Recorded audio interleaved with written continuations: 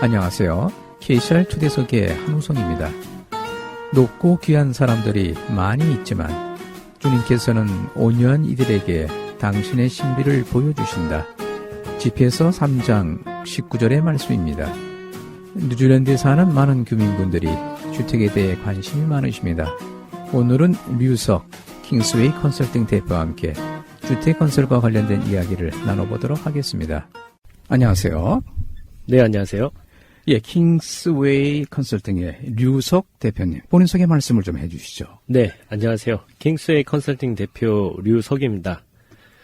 저는 뉴질랜드에 2001년도에 왔고, 뉴질랜드 건축 관련 일을 현재 16년째 하고 있습니다.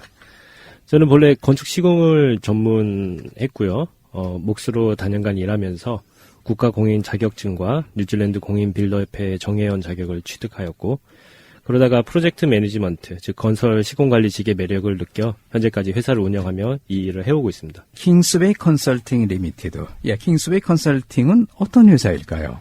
저희 회사는 간단하게 종합 건설 회사라고 설명해 드리는 게 쉬울 것 같아요.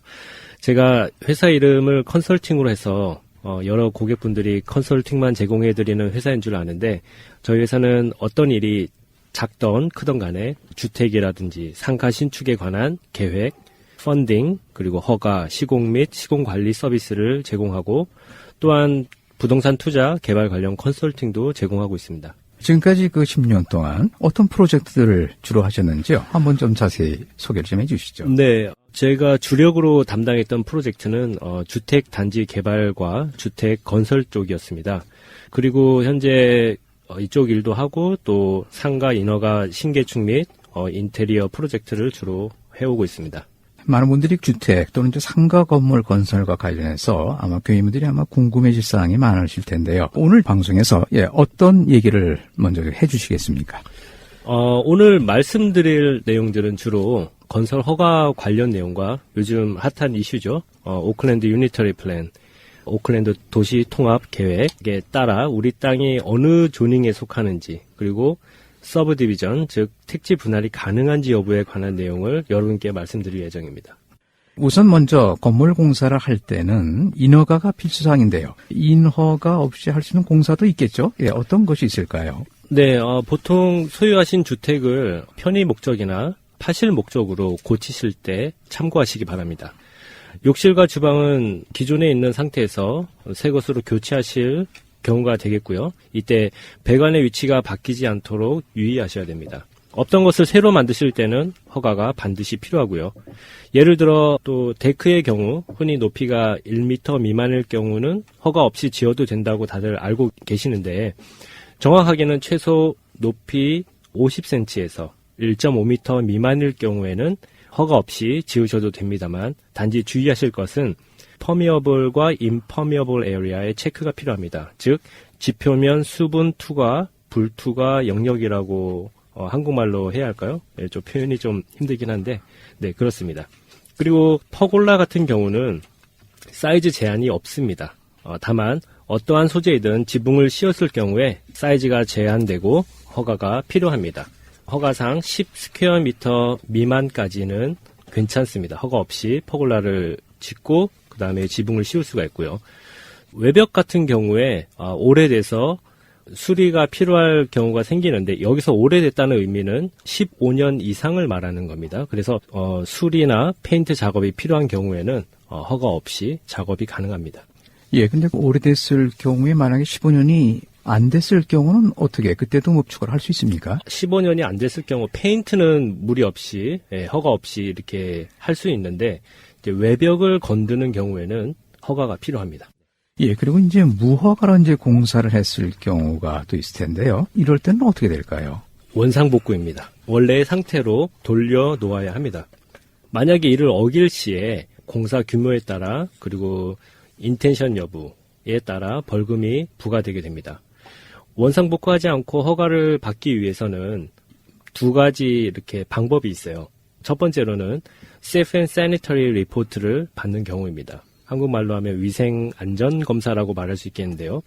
Safe and Sanitary Report가 무엇이냐면 1992년 7월 1일 이전에 완공된 CCC가 없던 시절에 신축, 개축, 증축 공사에 관한 내구성 검사 및 안정성 검사를 하여서 사람이 거주할 수 있는 적합한 환경인지에 관한 리포트를 작성하여 시청에 제출하는 것입니다.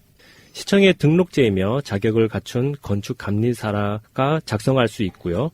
꼭 해야 하는 사항은 아니지만 혹시 판매 시 그리고 보험 커버에 필요할 수도 있습니다. 두 번째로는 COA인데요. COA는 Certificate of Acceptance의 줄임말인데 COA는 1992년 7월 1일 이후에 공사한 케이스가 되겠습니다. COA는 대개 처음부터 컨센트를 신청하지 않았거나 CCC 준공검사를 받지 못한 경우에 신청을 하게 되는데 신청 시 시청에서 현장을 방문하여 검사를 하고 필요시 추가 공사도 하여 승인을 받게 됩니다. Safe and Sanitary 리포트일 경우 필요한 서류에는 설계사 도면과 구조 설계 도면 및 건축 감리사가 작성한 리포트가 될 수 있고 COA일 경우 마찬가지로 설계 도면과 구조 설계 도면, 건축 감리사가 작성한 리포트 또한 배관이나 전기 공사에 대한 시공 증명서가 필요하게 됩니다. 허가가 필요한 공사는 Restricted Building Work, 즉 제한된 건축 작업은 모두 허가가 필요합니다. 일일이 설명하려면 항목이 너무 많고요. 여기서는 간단하게 주택 신축, 그 다음에 증축, 구조가 변경되는 리노베이션, 그리고 이제 토지 분할 등이 있습니다. LBP, 예, Licensed Building Practitioner가 있는데요. 예, Licensed Building Practitioner는 어떤 범주가 있고, 다음에 이제 빌더 가운데서도 LBP가 가지고 계신 분이 계시고, 이제 없는 분이 또 계신데요. 예, 그 차이는 또 어떻게 될까요? 청취자분들께서 이를 의뢰하실 때 아주 중요하게 체크해야 하실 부분이에요. 이 부분이. 먼저 LBP란 Licensed Building Practitioner라고 하는 국가 공인 자격증입니다. 그래서 LBP는 주거용 건물의 구조나 weather tightness, 즉 비바람에 대한 경고성에 필수적인 건축 작업을 수행할 능력이 있는 것으로 평가된 건축 종사자를 일컫는 말이에요. 2007년 11월부터 시행됐고요. 여러분도 많이 들어보셨을 리키 빌딩 신드롬이죠. 주로 1999년도와 2000년 사이에 지은 메테리언 스타일의 집들에서 이제 많이 발생하죠. 우리가 흔히 말하는 플라스터 집이라고 하는. 네, 그래서 이 일 때문에 정부에서 급히 주거용 건물에 한해서 라이센스 제도를 시작하게 된 겁니다. LBP의 범죄는 어떤 게 있고 또 네. 아닌데는 또 뭐 어떤 게 있습니까? 네, LBP에는 보통 이제 디자인, 그 다음에 사이트, 카펜트리, 루핑, external plastering, 브릭하고 블록 레잉, 파운데이션 쪽에는 LBP가 필요해요. 이 부분에서는 뭐 디자인 쪽에서도 있고 사이트는 뭐 사이트 1, 사이트 2, 사이트 3 이런 식으로도 나눠지고요. 근데 LBP를 소지하지 않고 건축 일을 하시는 분들은 따로 전기업자라든지 아니면은 배관을 하시는 분이라든지 뭐 가스피터라든지 다른 방수하시는 분들이라든지 이런 분들이 보통 그분들이 가지고 있는 서티피케이션이 따로 있어요. 이분들이 시공을 하고 나서 이제 그 서티피케이션을 발행을 하는 거죠. 예, 이런 그 자격을 따르면 물론 그 경력도 중요하겠지만 또 무엇이 또 필요할까요? 이게 기술직이기 때문에 아시겠지만 어프렌티스 과정을 밟아야 하는데 뉴질랜드에는 그 ITEP과 BCITO라는 기관을 통해 트레이닝 과정을 걸쳐야 하고 그리고 내셔널 서티피케이트 이상의 퀄리피케이션이 또 필요로 합니다.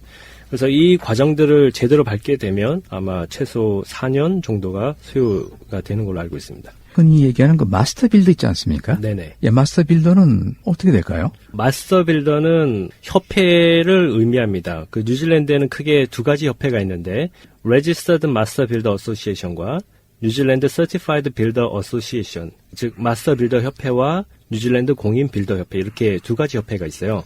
둘 다 비슷한 성격의 협회들입니다. 저는 현재 뉴질랜드 Certified Builder Association에 가입되어 있고요. 여러분들이 유의하셔야 할 사항이 있는데 마스터 빌더는 협회 이름입니다. 정확하게는 마스터 빌더 협회의 회원이라는 뜻이죠. 혹여나 업자분들 중에 본인이 마스터 빌더라고 말씀하고 다니시는 분들이 계실지 모르겠는데 마스터 빌더 협회 회원이라고 하셔야 정확한 표현이 되겠습니다. 그런 회원이 되는 거하고 네. 이제 아닌 거하고는 어떤 그 차이가 있습니까? 소비자 쪽에서는 어떻게 보면 될까요? 소비자 쪽에서는 이 협회들에서 그 소비자와 그 다음에 이 빌더들에게 여러 가지 서비스들을 제공하고 있는데 특히 소비자들은 이 협회를 통해서 스트럭처 개런티를 받을 수가 있어요. 예를 들어 뭐 지금 마스터 빌더 협회나 뭐 서티파이 빌더 협회에서 보통 10년 스트럭처 개런티를 주고 있거든요. 그래서 이 협회에 가입된 빌더들이 소비자들 집을 지었을 때 그 10년 스트럭처 개런티를 저희가 이제 제공을 할 수가 있는 거죠. 그 협회에서 개런티를 제공한다는 얘기가 되겠네요. 그렇죠. 일정 부분의 비용을 또 내야지요. 네, 그러니까 회원들은 이제 비용을 내고 그런 개런티는 협회가 책임을 지고 해준다는 그런 네. 얘기가 되겠군요. 그렇죠. 멤버가 아니신 분들이 이제 그런 경우가 생겼을 때는 본인 부담으로 해야 됩니까? 기본적으로 협회에서 제공하는 개런티는 못 받겠지만 제가 알기로는 다른 이제 보험회사에서 또 그런 개런티를 제공하는 걸로 제가 알고 있어요. 그래서 만약에 협회에 가입되지 않은 업자분들은 그런 보험회사들을 통해서 개런티를 제공할 수가 있습니다. 인형과학 과정에서 이제 많이 듣는 얘기입니다. 예, 리소스 컨센트와 빌딩 컨센트. 예, 이건 어떤 것일까요? 네. 먼저 리소스 컨센트에 대해서 말씀을 드릴게요. 리소스 컨센트란 땅 내지 건물 사용 용도에 관한 허가를 뜻합니다. 한번 허가를 받으면 5년의 기한이 있고요. 오클랜드 모든 땅의 지역 특성에 따라 여러 구역으로 구분되어 있는데 예를 들어 레지던셜 존 1, 2, 3, 4 이렇게 그다음에 비즈니스 존 1, 2, 3 등 정말 많은 구역이 있는데 이 수많은 구역을 하나로 묶는 합병안 즉 오클랜드 유니터리 플랜, 오클랜드 도시 통합 계획입니다. 이 부분은 잠시 후에 더 나누도록 할게요. 그래서 이런 부분들에 관해서 이제 리소스 컨센트가 필요해요.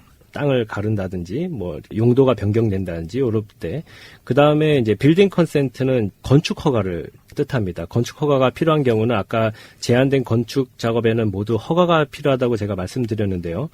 허가 관련 업무에는 여러 전문가들이 연루되는데 말씀드리자면 설계사, 측량사, 구조 엔지니어, 소방 엔지니어, 토목 엔지니어, 그리고 때론 교통 엔지니어, 수목 관리사가 필요할 때가 있어요. 그래서 이 모든 전문가들의 설계와 견해가 허가 도면에 그려지게 되고 또 시청에서 검토 후에 허가가 나오게 됩니다. 유니터리 플랜에 대해서 언급을 하셨는데요. 네네. 예, 좀 더 그 자세히 설명을 해 주시겠습니까? 네, 오클랜드 유니터리 플랜은 오클랜드 지역에 늘어나는 교통과 인구 유입에 대응해 성장할 수 있도록 만든 계획입니다. 그래서 이 계획은 2013년 9월에 발표되어서 2016년 8월에 디지전 버전이 나왔고 같은 해 11월 중순부터 현재까지 Operative in Part, 즉 부분적으로 시행되고 있는 상태입니다. 아직까지도요. 구역 구분 패턴은 전보다 많이 간단해졌는데 크게 나누자면은 테라스 하우싱 앤 어파트먼트 빌딩 존, 복합 타운하우스하고 아파트를 지을 수 있는 구역이고요. 그다음에 믹스드 하우싱 어반 존, 믹스드 하우싱 서버반 존, 싱글 하우스 존, 라지 랏 존, 그리고 루럴 앤 코스탈 세트먼트 존으로 나눠지게 돼요. 그리고 구역에 맞게 밀집 제한과 고도 제한이 또 구분되어 있습니다. 구역을 다시 한번 구분해 주시겠습니까? 테라스 하우싱 앤 어파트먼트 빌딩 존은 아까 말씀드렸듯이 복합 타운하우스와 아파트를 지을 수 있는 구역이고요. 네. 그리고 대부분의 청취자분들이 이렇게 거주하고 계시는 레지던셜 존이 믹스드 하우징 얼반 존과 믹스드 하우징 서버반 존으로 나눠지게 돼요. 근데 이 부분에 관해서는 좀 더 디테일하게 들어간다면 흔히 말하는 이제 건폐율 뭐 섹션에서 40% 이상 뭐 건물을 지을 수 있다든지에 관한 어떤 그런 룰들이 적용되고요. 그다음에 뭐 싱글 하우스 존은 이제 뭐 땅은 크지만은 뭐 집을 한 채밖에 지을 수 없다라는 어떤 그런 룰이 또 적용이 되고요. 라지 랏 존도 마찬가지고. 그다음에 루럴 앤 코스탈 세트먼트 존 같은 경우는 거의 뭐 개발이 쉽지가 않은 힘든 어떤 그런 경우가 되겠죠. 네. 그리고 교민분들이 궁금해하시는 것 중에 하나가 서브 디비전인데요. 이것은 어떤 경우에 가능할까요? 네, 만약에 청취자분들 중에 서브 디비전을 원하는 분이 계시다면 본인의 집이 어떤 조닝에 아까 말씀드렸던 여러 가지 존 중에 어떤 조닝에 속해 있는지 먼저 확인을 하신 후에 진행을 하시면 됩니다.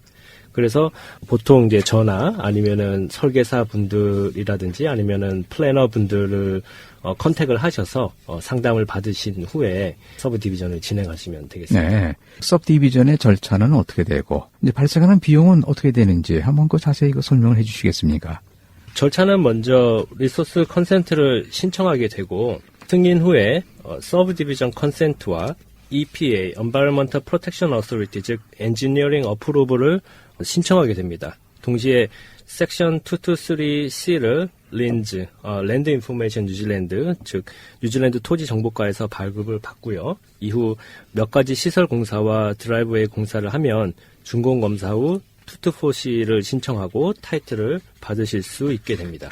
그리고 서브디비전이 가능하려고 그러면은 땅이 어느 정도가 가능하게 될까요? 모든 게 다 될 수가 있습니까? 어떻습니까? 그래서 이제 조닝 체크가 중요한 이유고요.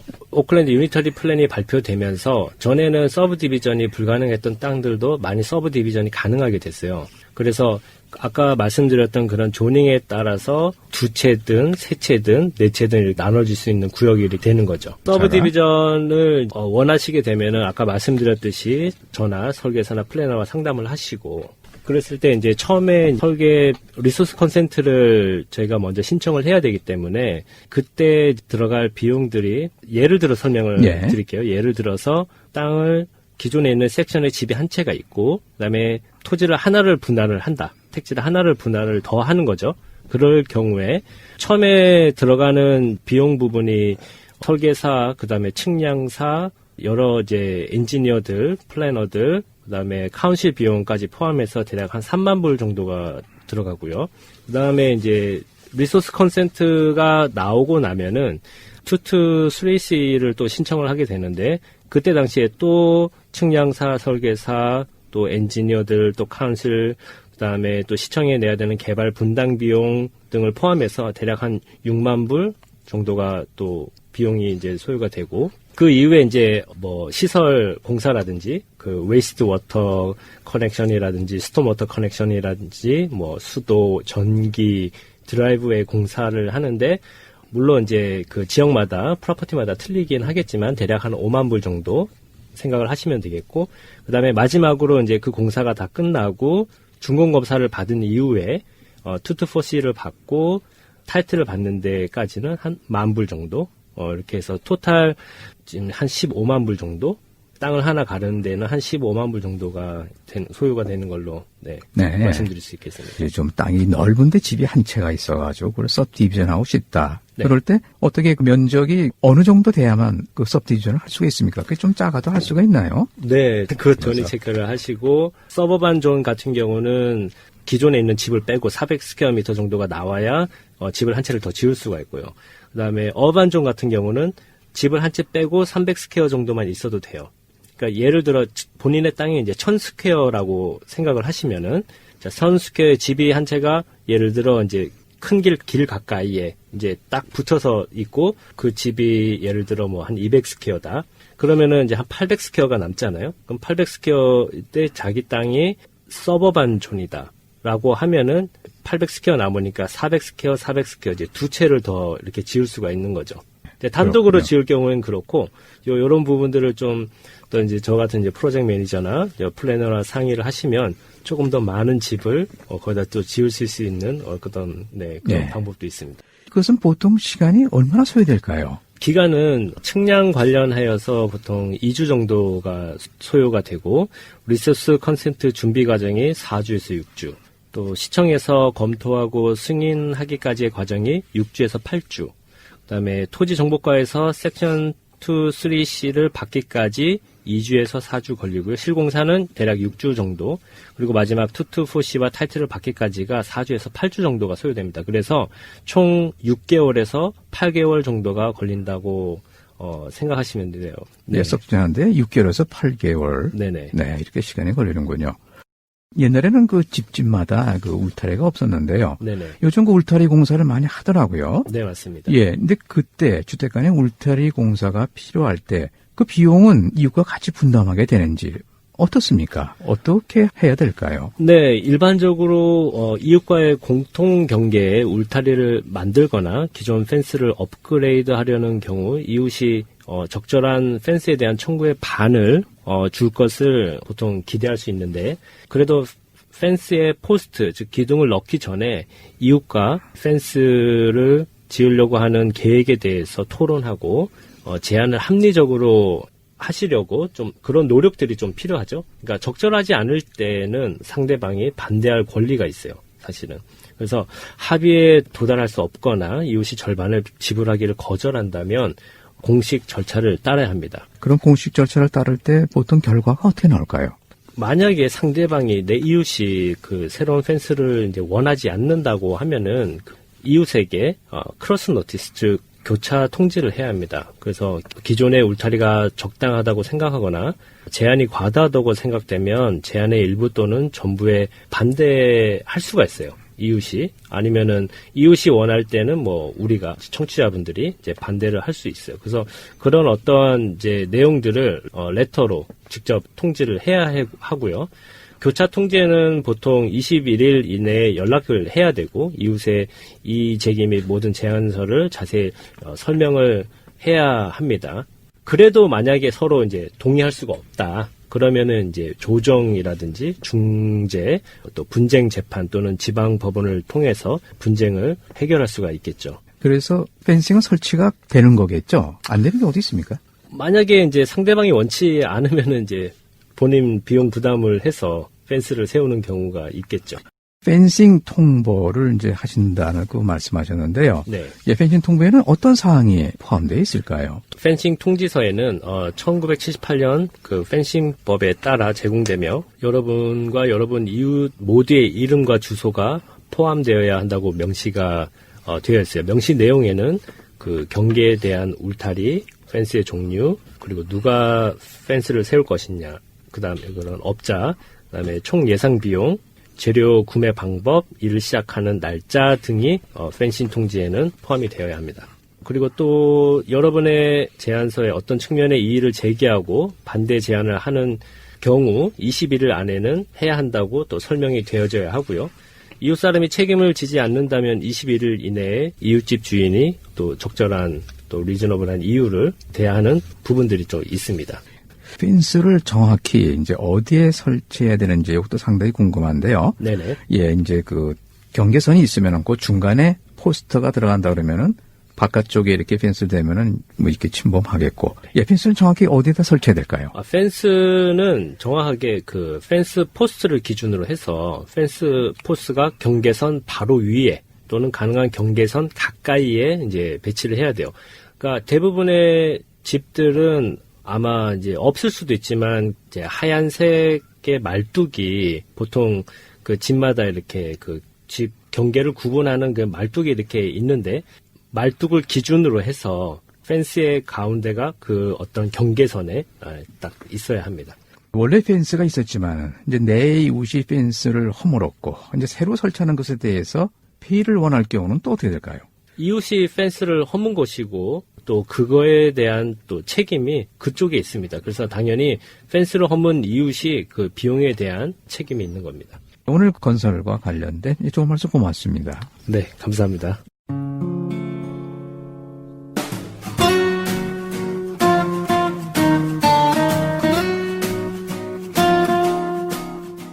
정령 주님의 권능은 크시고 겸손한 이들을 통하여 영광을 받으신다.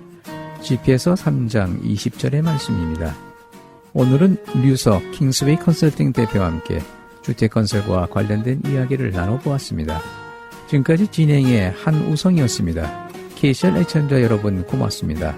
다음 시간에 다시 또 뵙도록 하겠습니다. 감사합니다.